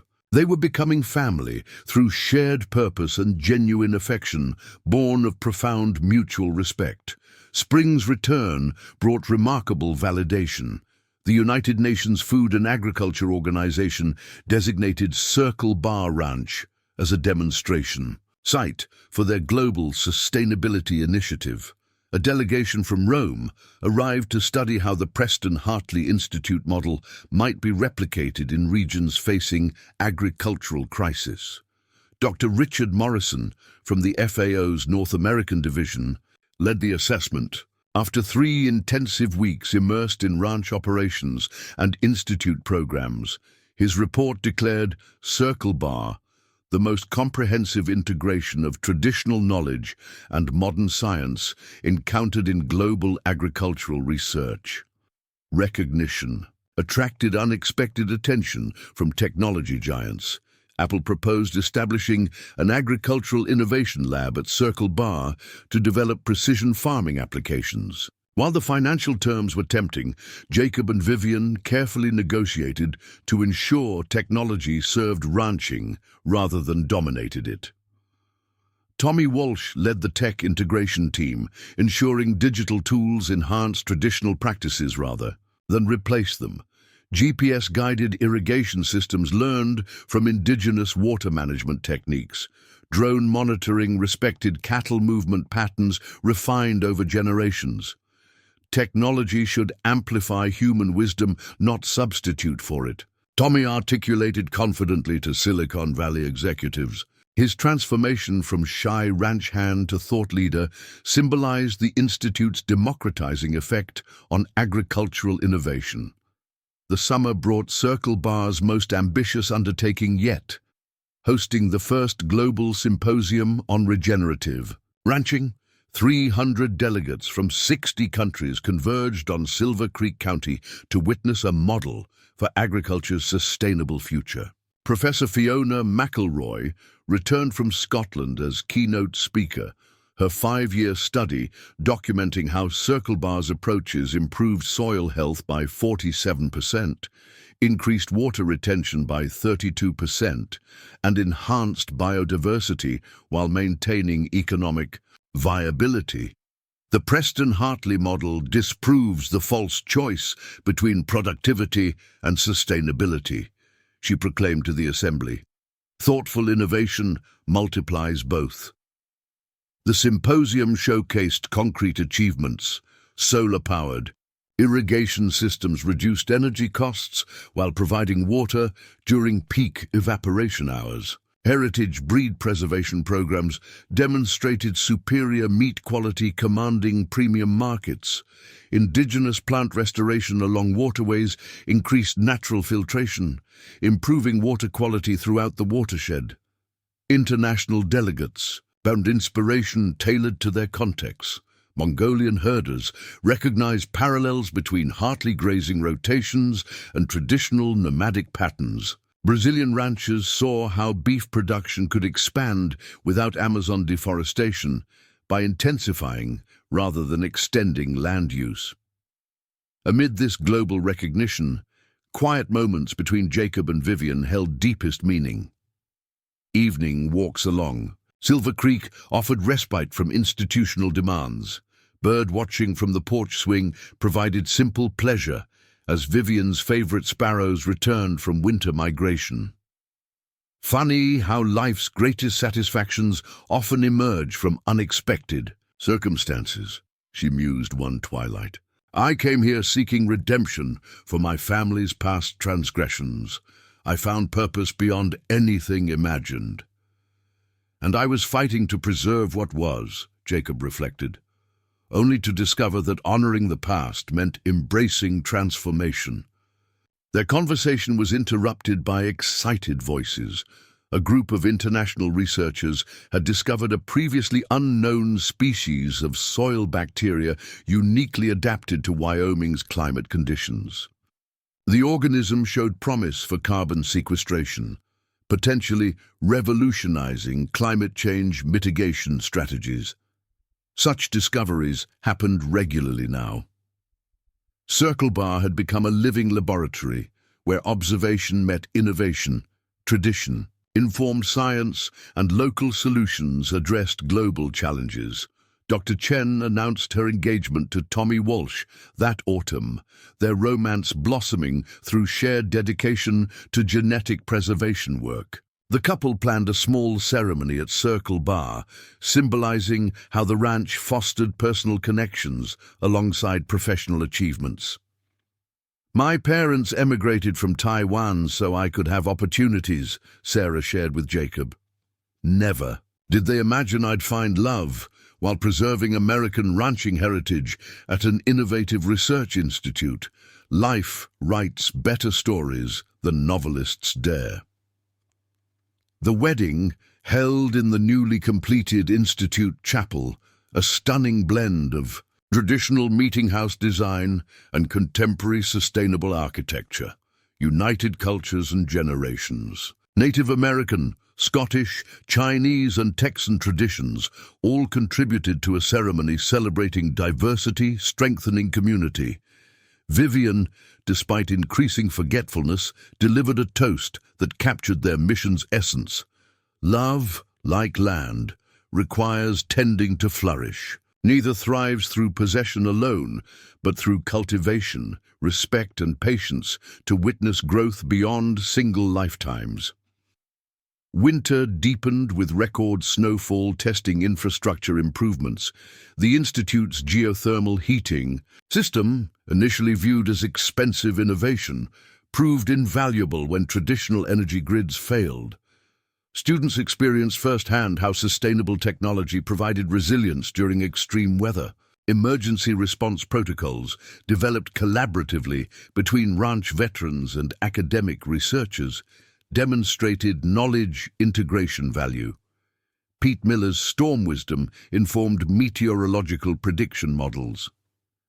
University engineering solutions enhanced traditional shelter designs.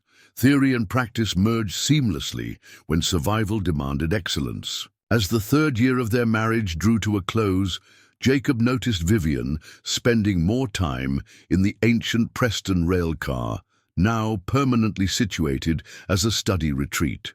She claimed the familiar environment helped maintain mental clarity as dementia symptoms advanced. During one of their final strategic planning sessions, she outlined her vision's culmination: expanding the Preston-Hartley model throughout the American West. A network of institutes could transform how society approached food production, water management, and rural community sustainability. "The railroad connected cities," she noted with poetic symmetry. "Let our institutes connect sustainable futures across landscapes where communities learn together."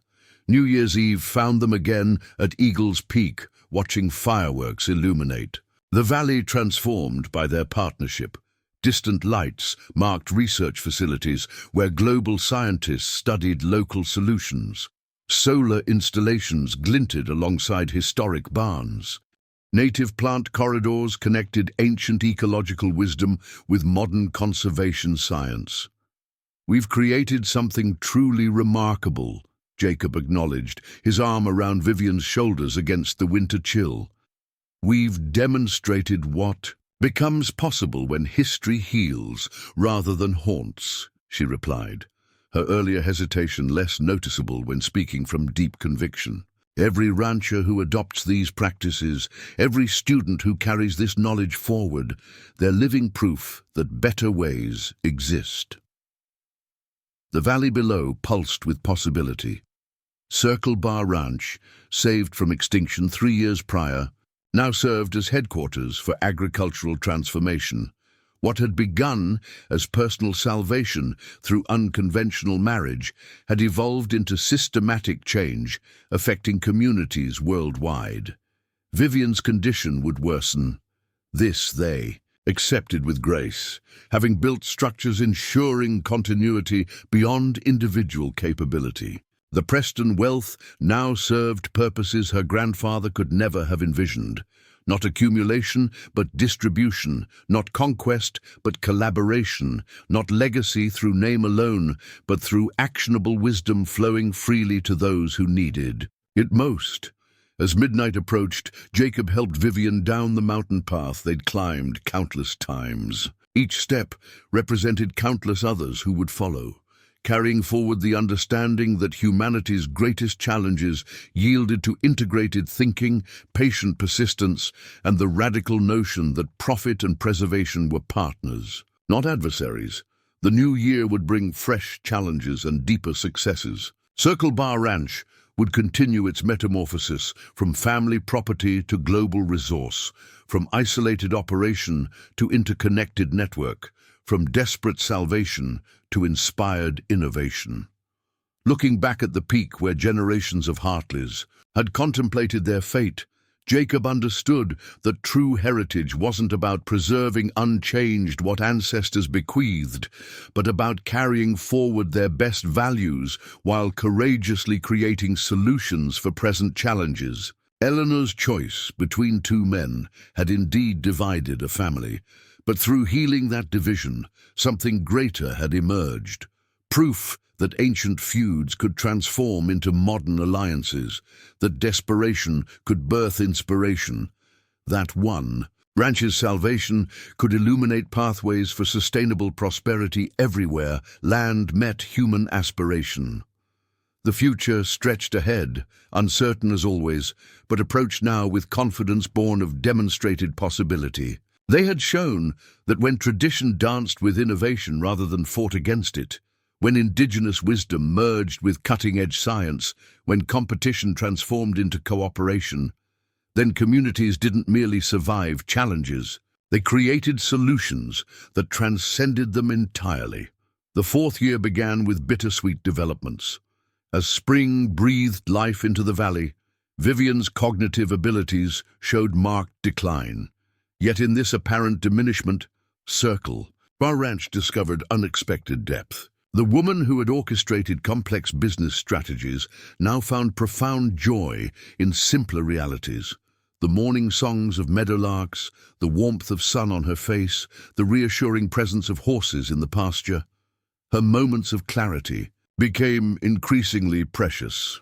During one such lucid morning in March, Vivian sat with Jacob in her railcar study, surrounded by framed photographs documenting Circle Bar's transformation.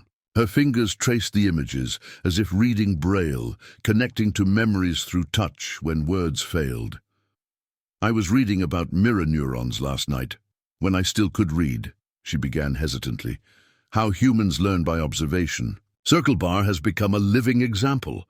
Every innovation here mirrors, eventually, in other ranches, other valleys." She paused, struggling for the next thought. Legacy isn't what we preserve, it's what we inspire others to create. The insight crystallized everything they'd accomplished. Young ranchers from across the West began arriving unannounced, having heard rumors of Circle Bar's impossible transformation. They came seeking practical solutions to their own failing operations, finding instead a master class in reimagining agricultural purpose. Dr. Sarah Chen Walsh, now 8 months pregnant, continued her genetics research with Tommy at her side. Their unborn child would represent the first Preston Hartley baby, neither family by blood, but fully part of the legacy they were building. Sarah had expanded her focus beyond cattle to develop heritage seed banks, recognizing that genetic preservation must encompass entire food systems. "My daughter will grow up in a world where family ranches either evolve or disappear," she explained, while documenting heirloom tomato varieties. "We're ensuring evolution includes, rather than erases, traditional knowledge." The physical expansion of the Institute reached its most dramatic phase.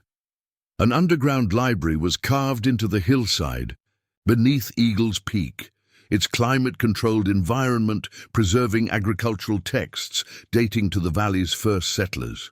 The excavation revealed evidence of prehistoric cultivation, terraced fields suggesting the land had sustained human agriculture for millennia before the Hartleys arrived.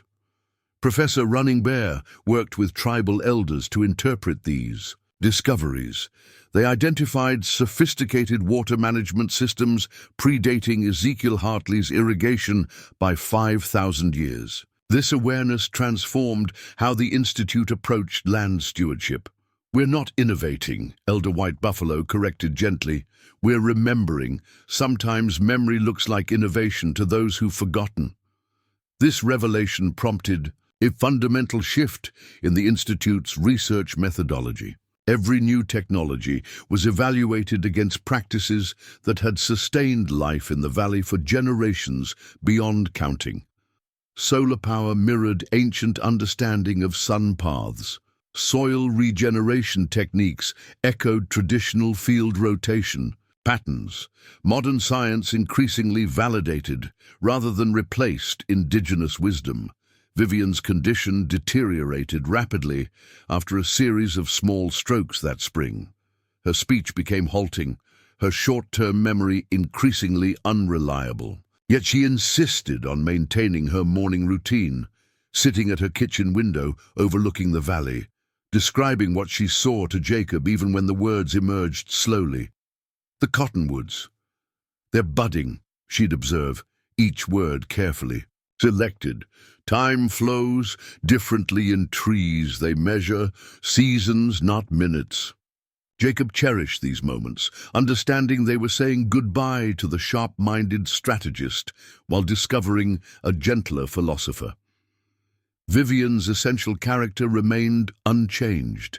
Her kindness, her curiosity, her deep care for the land and its people, even as cognitive abilities shifted. The Institute's student body grew to include unusual participants.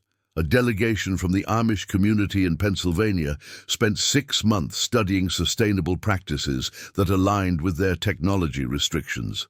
Far from being hindered by their limitations, they brought innovations in animal-powered equipment and community labor organization that impressed even the most tech-forward researchers. Similarly, Buddhist monks from Colorado established a mindfulness component to regenerative ranching, teaching meditation techniques that enhanced ranchers' observational skills.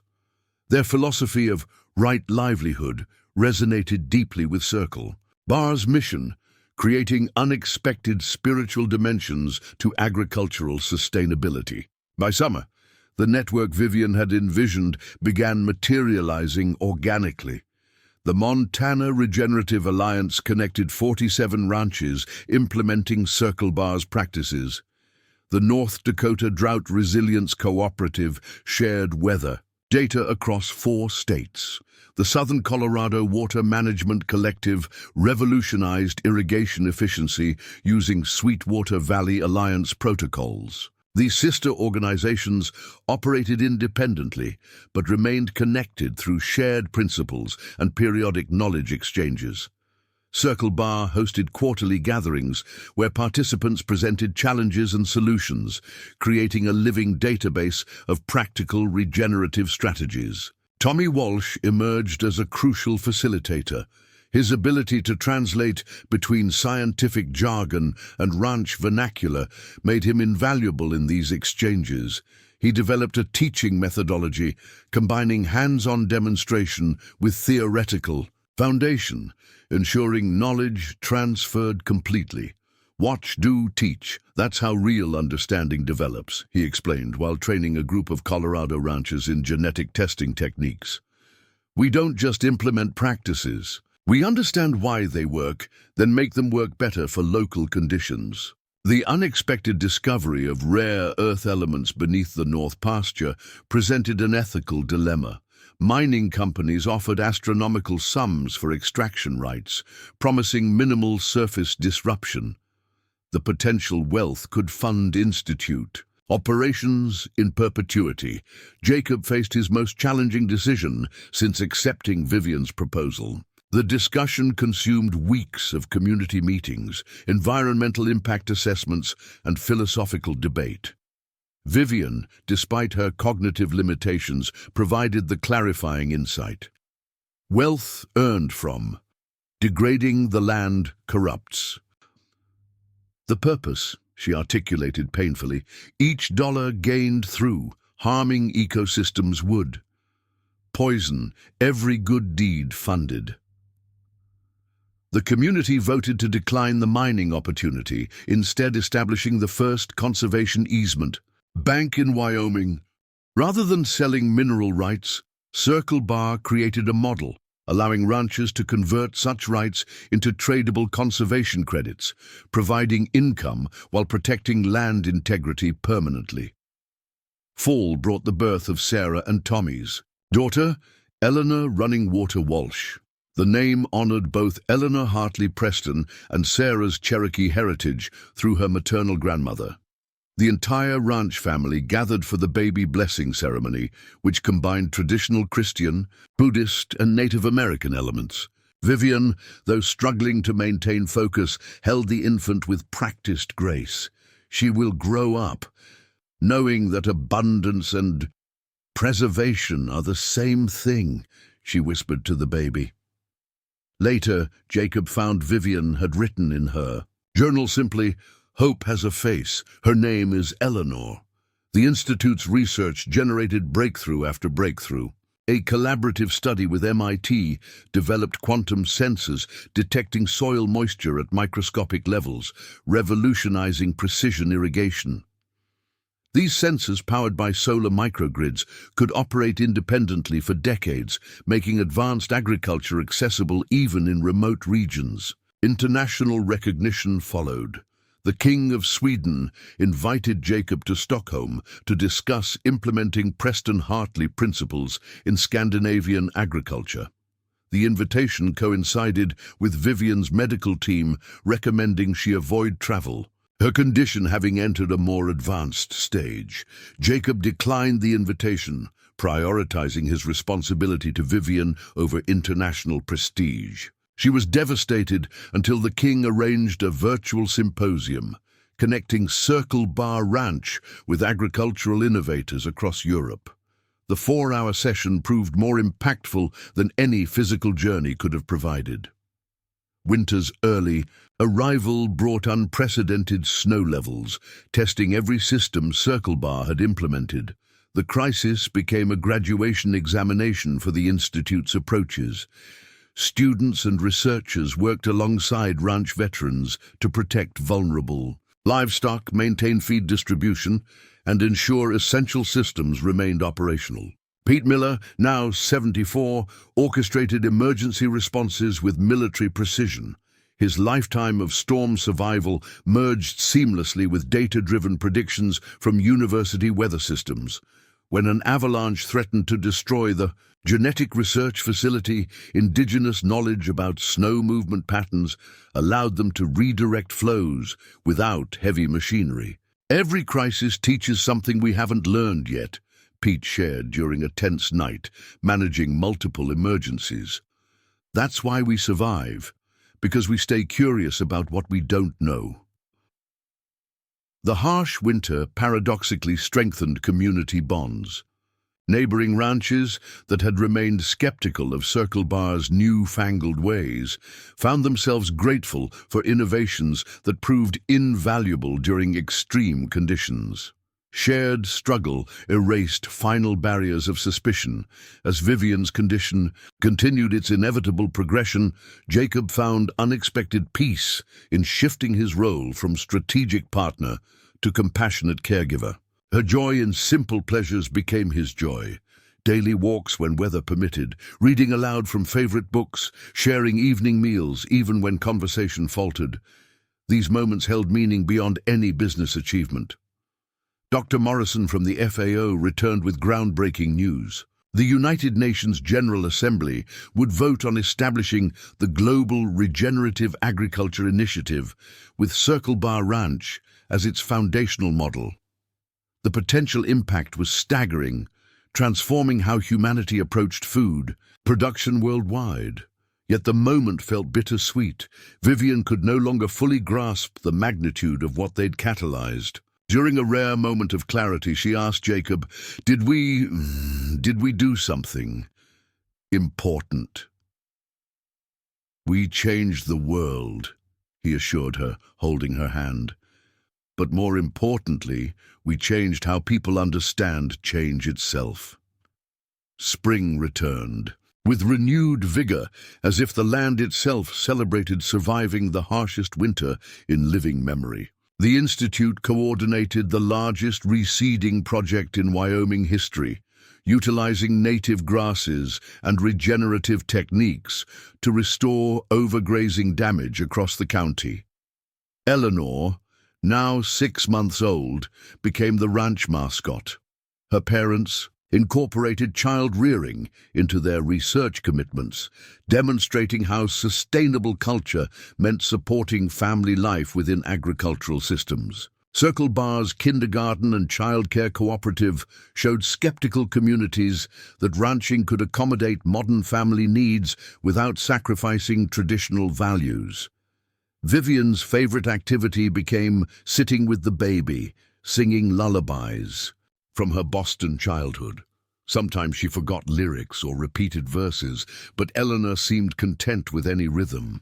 These intergenerational moments embodied everything they'd worked to preserve: continuity, caring, connection to place and purpose. The summer solstice brought an unexpected visitor. Marcus Preston IV, Vivian's great-nephew and last direct Preston heir, arrived unannounced from Boston. His presence created tension.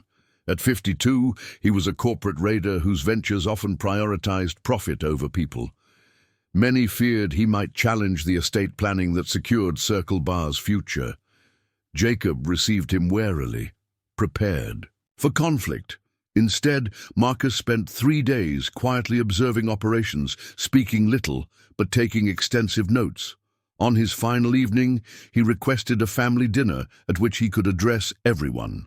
"I came expecting to find my eccentric aunt had been manipulated by a fortune hunter," Marcus admitted bluntly. "Instead, I've witnessed the most sophisticated enterprise transformation I've ever encountered. You've created value beyond any metric." "I understand." He paused, struggling with unfamiliar vulnerability. "My life has been dedicated to destroying failing businesses to extract residual wealth. You've proven that revitalizing them creates far greater returns: financial, social, environmental, and spiritual." Marcus proposed converting 37 failing companies in his portfolio into regenerative enterprises using Circle Bar's principles. He offered to endow the Preston Hartley Institute with seed capital for global expansion, with Jacob as chairman of the board overseeing proper implementation. The offer transformed potential adversary into unexpected ally. More importantly, it validated that their methods transcended agriculture. Any organization, any community could apply regenerative thinking to transform crisis into opportunity. The Hartley-Preston reconciliation entered its final chapter that fall. Vivian's lucid moments became increasingly rare, often triggered by music or seasonal scents. During one such moment in October, she asked Jacob to take her to Eleanor's grave for the first time. Eleanor Hartley Preston, Ezekiel Hartley's wife and Marcus Preston's lost love, lay buried in the family cemetery overlooking the valley. Her simple headstone bore only dates and the inscription, "She chose the land she loved." Vivian stood silently for a long time, then spoke clearly. "She made the right choice. The land endures, it forgives, it provides new chances." Turning to Jacob, she continued, "Our marriage ended one story, but it began something better." As winter approached once more, Circle Bar Ranch faced a different kind of challenge. International demand for Preston Hartley consultation overwhelmed current capacity. Nations facing agricultural crises sought immediate solutions. Environmental catastrophes threatened food systems globally. The Institute developed distance learning programs, virtual consultation protocols, and regional training centers to scale. Impact responsibly. Quality couldn't be sacrificed for quantity. Each application of their principles required careful adaptation to local cultures, environments, and economies. Jacob found himself spending long hours in video conferences with agricultural ministers, environmental scientists, and rural communities worldwide. Language barriers dissolved through shared purpose and practical demonstration. Regenerative thinking proved remarkably translatable across cultural divides. Yet personal priorities remained paramount. Each morning began with tending to Vivian, whose needs had become those of a child in many ways. He helped her dress, read her favorite passages from family journals, played music from the 1950s that sometimes sparked memory flashes. Boston Harbor on Sunday mornings, she might suddenly reminisce. Sailboats like white butterflies, my father teaching me to navigate by stars. These glimpses into her past enriched Jacob's understanding of the formidable woman she'd been, making him treasure even more the partnership they'd shared. The winter solstice brought full circle their journey. The Preston Hartley Institute hosted its first Governance Council meeting, with representatives from partner organizations worldwide joining virtually. The gathering established protocols ensuring the network's decentralized growth while maintaining core values. Tommy Walsh presented the regenerative agriculture certification standards his team had developed. These credentials would identify authentic practitioners while preventing commercial exploitation of regenerative terminology. The standards required demonstrated ecological improvement, community benefit, and long-term sustainability, measurements extending beyond profit metrics. During the closing ceremony, an elderly Chinese farmer shared through translation, "In my village, we call this working with heaven, not against it.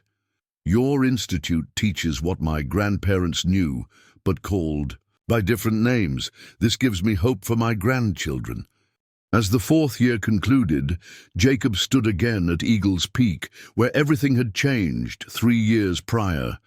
The valley below glowed with thousands of solar installations, their clean energy powering innovations his ancestors couldn't have imagined. Heritage herds grazed managed pastures, their genetics preserved for future generations. Students and researchers from 6 continents worked alongside local ranchers, learning and teaching simultaneously. But the greatest transformation remained internal. The desperate man who'd married for financial salvation had discovered prosperity beyond wealth, purpose beyond profit, legacy beyond land ownership. Most unexpectedly, love, not romantic. Love, but something deeper.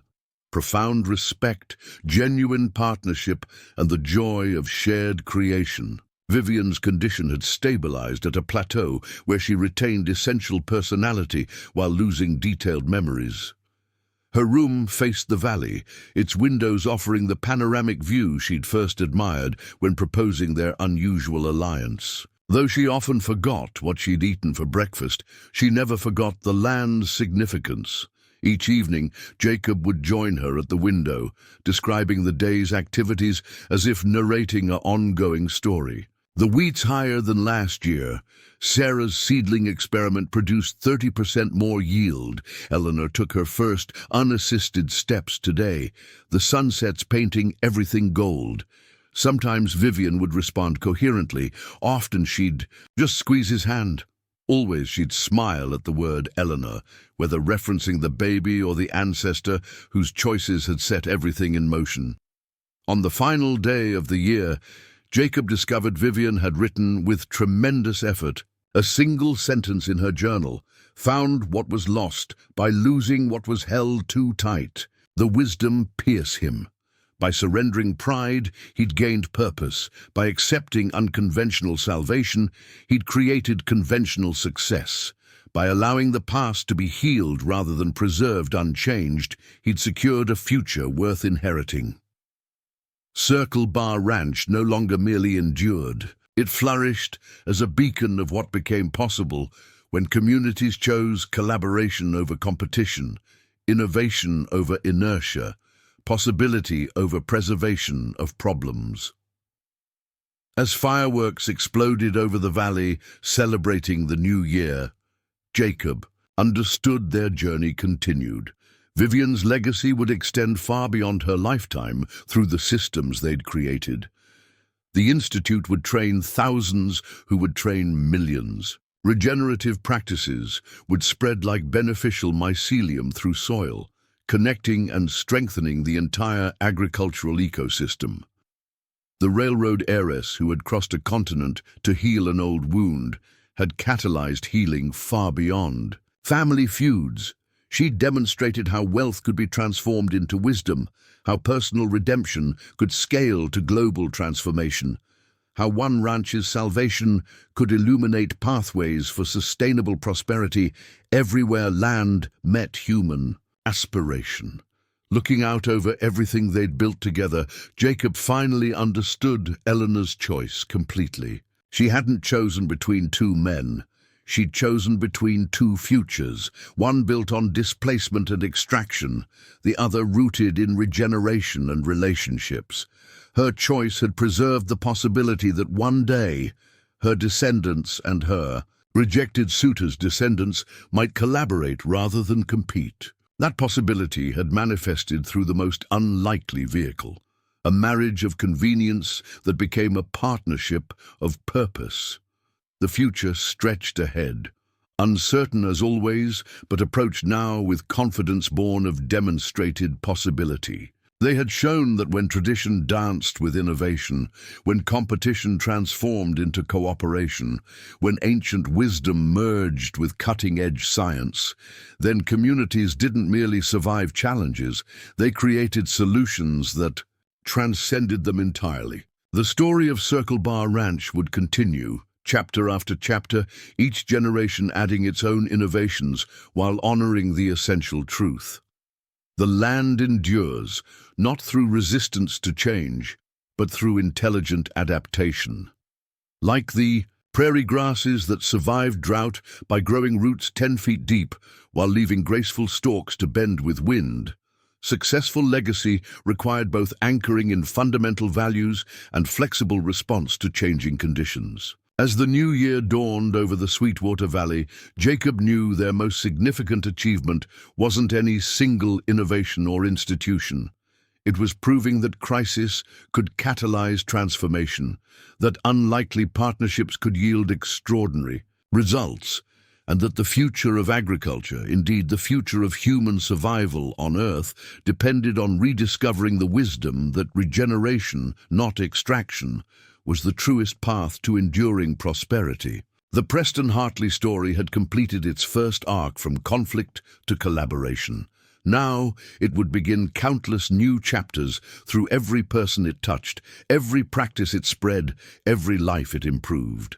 Vivian's dementia might eventually erase the details of what they'd accomplished, but the accomplishment itself would resonate through generations, proof that love for the land, properly expressed through thoughtful action, could indeed change the world.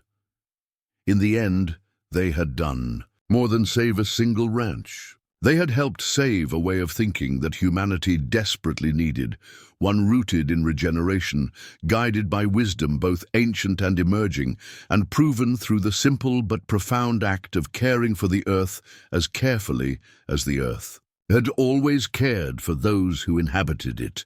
Up next, you've got two more standout stories right on your screen. If this one hit the mark, you won't want to pass these up. Just click and check them out. And don't forget to subscribe and turn on the notification bell so you don't miss any upload from us.